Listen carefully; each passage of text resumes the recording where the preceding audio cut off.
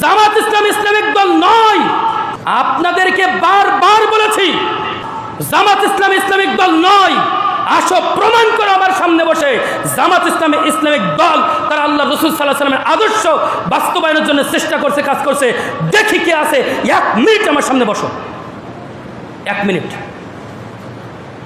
দেখি এটা কি ইসলামের কোন নীতি আল্লাহ রসুলের আদর্শ?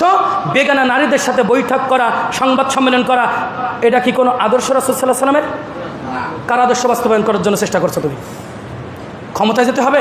কে বলেছে তোমাকে ক্ষমতায় যেতে? কে বলেছে তোমাকে রাষ্ট্রীয় ক্ষমতা নিয়ে যেতে, ইসলাম নিয়ে যেতে? তুমি নিজের ভিতরে নিজে এখন ইসলাম প্রতিষ্ঠা করতে পারলে না, তুমি রাষ্ট্রে নিয়ে যাবো মানে?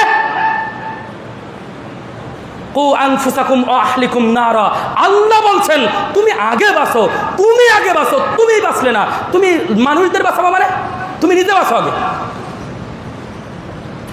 ইসলামিক দল না, ইসলামিক দল ওরা এটাও বলে আমরা রাসূল সাল্লাল্লাহু আলাইহি ওয়াসাল্লামের আদর্শ বাস্তবায়ন করতে চাই, এটাও তারা বলে। তো রাসূল সাল্লাল্লাহু আলাইহি ওয়াসাল্লামের আদর্শ তাদের ভিতরে কিছু আছে? ওদের নিজেদের দিকে তাকিয়ে দেখেন, ওদের বডির দিকে তাকান তো আছে কি? ভিতরের গুলো বাদ দিলাম, বাইরের গুলো দেখেন তো আছে কি?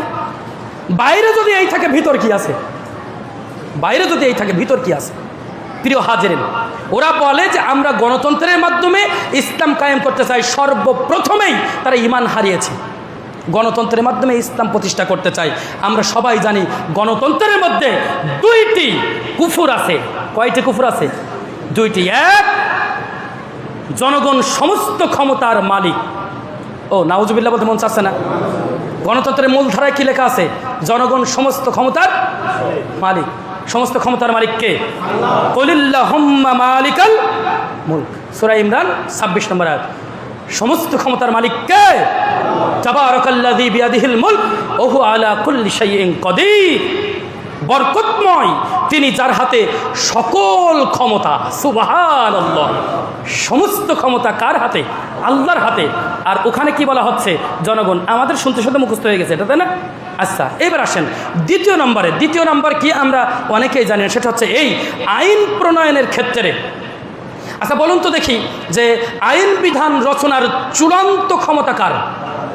সবাই কথা বল, আল্লাহর। কিন্তু গণতন্ত্রের আইন বিধান রচনার চূড়ান্ত ক্ষমতা পার্লামেন্ট সদস্যের। যেদিকে বেশিরভাগ যাবে, আপনারা দেখেছেন না, হা জয়যুক্ত হয়েছে, হা জয়যুক্ত হয়েছে, হা জয়যুক্ত হয়েছে, দেখেছেন না? ওইখানে ওরা গণতন্ত্রে সংসদ সদস্যের বেশিরভাগ